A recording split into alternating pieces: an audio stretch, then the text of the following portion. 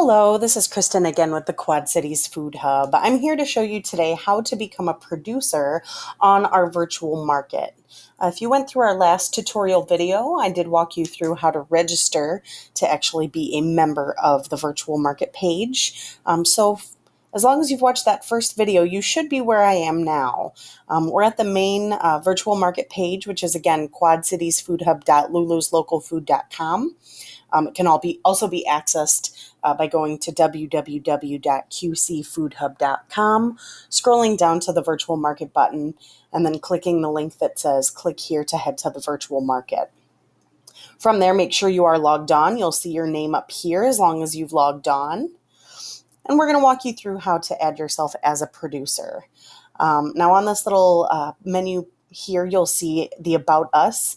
If you just hover over that, you can scroll down to Become a Producer. This is going to take you to the producer page for your application. So I am going to note that there is a lot of information that is requested both here and going forward. We're going to go through the answers as best as we can, but if you do have specific questions as you're applying to become a producer, we do encourage that you contact us. Each producer will be different, and so for some cases, just the standard answer may not fit for every single different producer that we imagine that we'll be able to work with. But we do have a wealth of knowledge and a good backup team directly with Lulu's Local Food that's able to answer any questions that we might have, and we'll be happy to help you if you call. So on this application page, you'll see that the first question is organization name. Again, with the previous page as well that we walked you through how to actually register, anything that has this red little asterisk is required. And I'm going to have some more information about that a little bit further down. So we're going to say that our organization is QC Food Hub Test because this will be a test account. You can add a little description here. This just describes your organization. This can be anything that you typically put in an about section or a bio, either on Facebook, social media, or your website. It can be short and sweet and to the point. This just lets us know about your organization, and we can use that for marketing purposes in the future as well.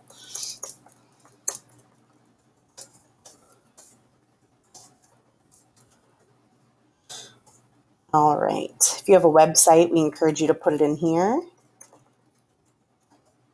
All right, or a Facebook link.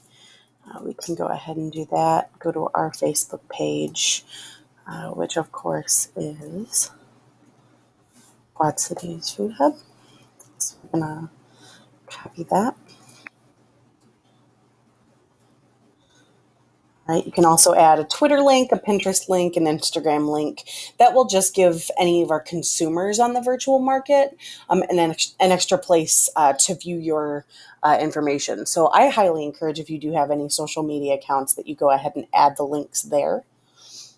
All right, this is again going to be your primary phone number. You will notice that some of these questions are going to be the same from the previous registration. They are still required, so we still ask that you answer all these questions to the best of your ability.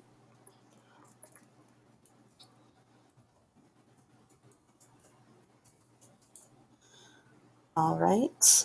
Now this is important. If you have a different mailing address, let's say for your address, the street address, you put in the location of your farm or location of where your food is produced.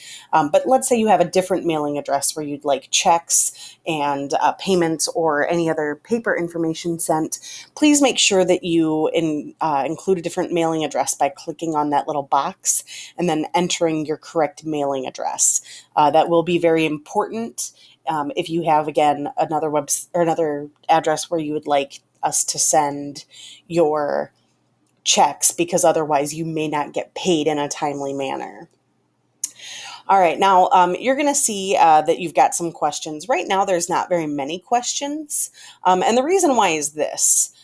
It's very important when you go to sign up for the virtual market to become a producer that you let us know what categories you intend to sell.